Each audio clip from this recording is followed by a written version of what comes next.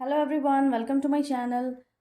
Let's start with question number 1 of exercise 13.2 chapter direct and inverse proportion.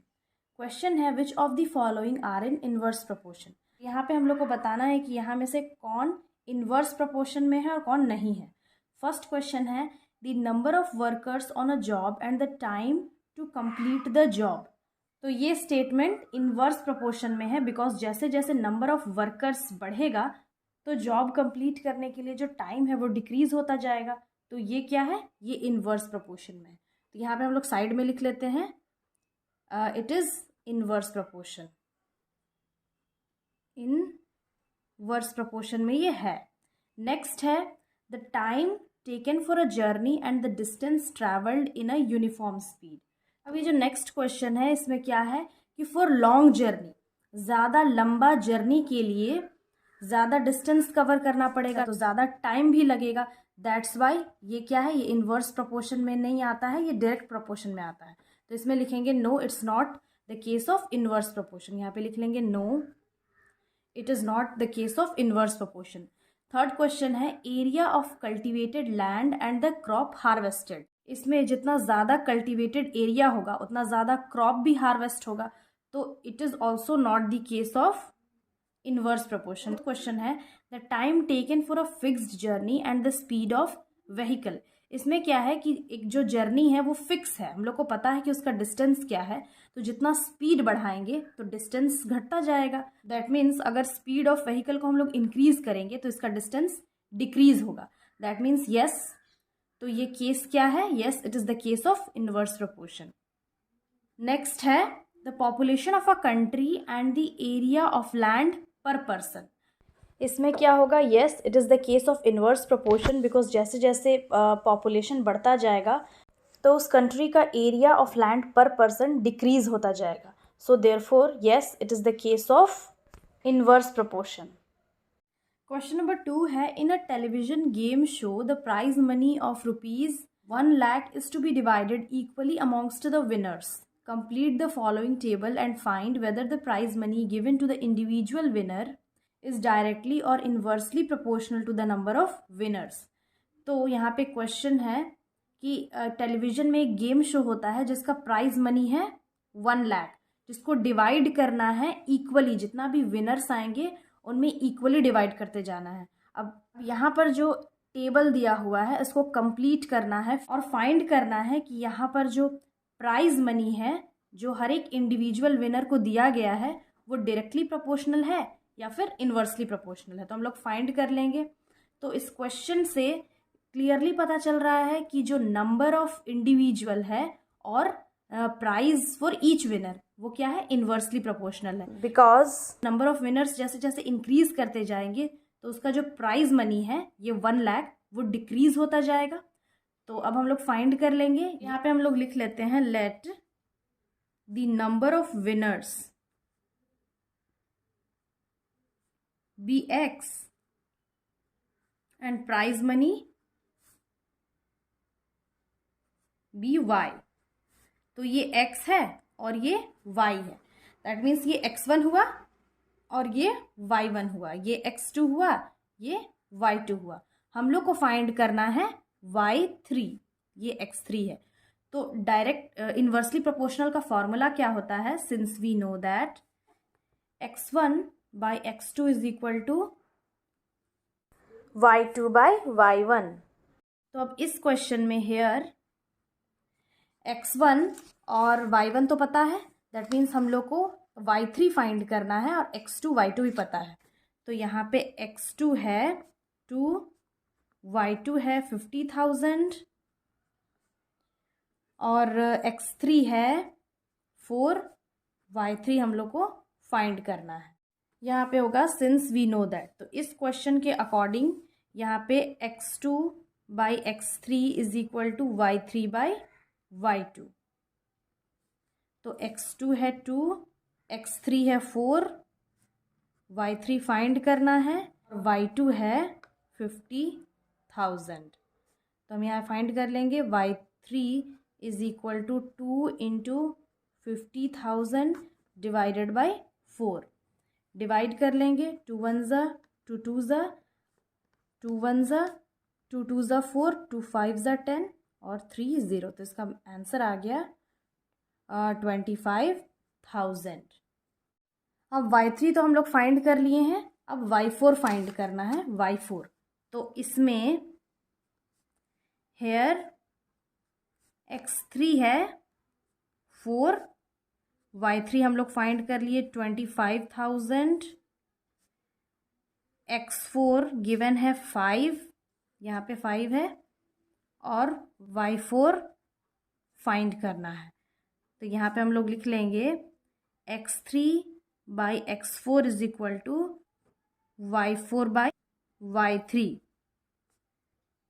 तो यहाँ पे x3 है 4, x4 है 5, y4 है फाइंड करना, और ये है 25,000। तो यहाँ पे हो जाएगा y4 is equal to 4 into 25,000 divided by 5। 5 से डायरेक्टली कैंसिल कर लेंगे हम लोग। 5 5 ज़ा 25 30। तो ये हो गया 4 इंटू 5,000, 5 4 ज़ा 20। तो ये हो गया 20,000। अब अगेन हम लोग को फाइंड करना है y5, बिकॉज y4 का वैल्यू आ गया 20,000, तो y5 फाइंड करेंगे। अगेन यहाँ पे क्या फाइंड कर लिए हैं, गिवन ऑलरेडी क्या है x4। x4 is equal to 5, y4 is equal to 20,000 और x5 इज इक्वल टू 8। हम लोग को y5 फाइंड करना है। इसमें भी हम लोग पहले फॉर्मूला लिख लेंगे। x4 by x5 is equal to y5 by y4।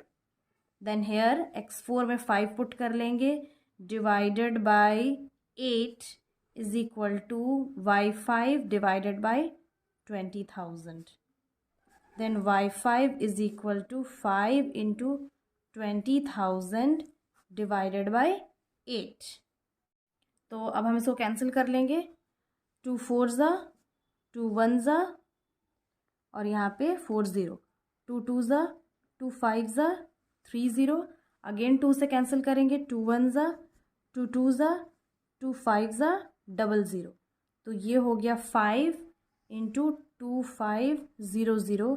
तो ये हो गया 0 5 0 0 5 0 0 0 5 5 ज़ा 25, 2 कैरी 5 2 ज़ा 10 प्लस 2 12। तो ये हो गया 12,500।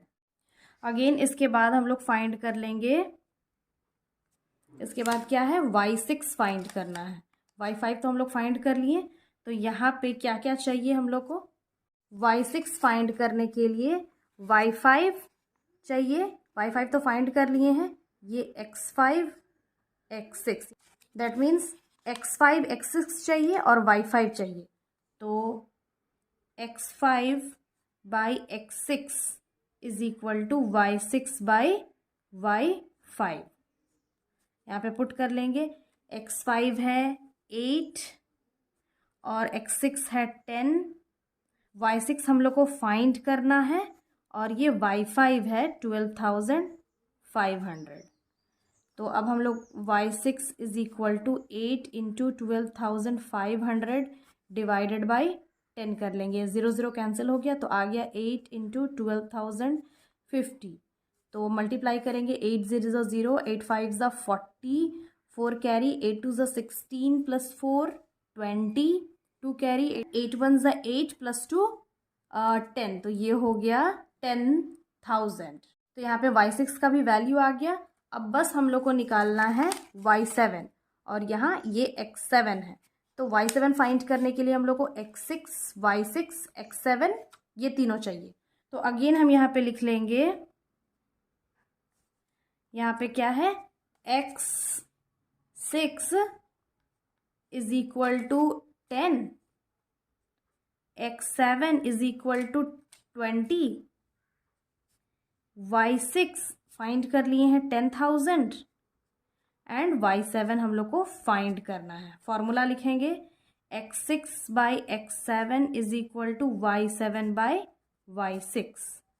तो x6 है 10 by 20 is equal to y7 by 10,000। तो y7 is equal to 10 into 10,000 divided by 20, ये 0 0 कैंसिल, तो ये हो गया। अगेन यहाँ पे क्या है, 2 है, 10 इंटू 1000 डिवाइडेड बाई 2, कैंसिल करेंगे 2 1 ज़ा 2 5 ज़ा, और मल्टीप्लाई करेंगे तो यहाँ पे आ गया 5000। तो फाइनली y7 का वैल्यू क्या आ गया है, y7 इज इक्वल टू 5000। अब सिंस इस क्वेश्चन में हम लोग को टेबल भी कंप्लीट करने के लिए कहा गया है, तो हम लोग टेबल कंप्लीट कर लेंगे। तो यहाँ पे हम लोग टेबल कंप्लीट कर लिए हैं, और यहाँ पे एक और चीज़ शो करना है कि ये इन्वर्स प्रोपोर्शन में है या नहीं। तो हम लोग कैसे शो करेंगे, नाउ लोग मल्टीप्लाई करते जाएंगे एक्स और वाई को। सिंस ये एक्स है और ये वाई है, तो एक्स वाई क्या आता है, कांस्टेंट आता है इन्वर्स प्रोपोर्शन में। हम लोग मल्टीप्लाई करके देखते हैं, तो 1 into 1 lakh is equal to 2 into 50,000 करके देखते हैं, तो 5 2 ज़ा 10, और ये आ गया 1 lakh is equal to 4 into 25,000 भी करेंगे तो 1 लाख आएगा, इज इक्वल टू 5 इंटू 20,000 करेंगे तो भी 1 लाख आएगा। Again 8 into 12,500 is equal to 10 into 10,000 is equal to 20 into 5,000। हम मल्टीप्लाई करते जाएंगे तो जो वैल्यू है वो कांस्टेंट आएगा, वो 1 लाख ही आएगा। देयरफॉर ये क्या है, इन्वर्स प्रोपोर्शन में आता है, एंड सो ऑन, जितना भी करेंगे ये 1 लाख ही आएगा। Therefore it is the case of inverse proportion.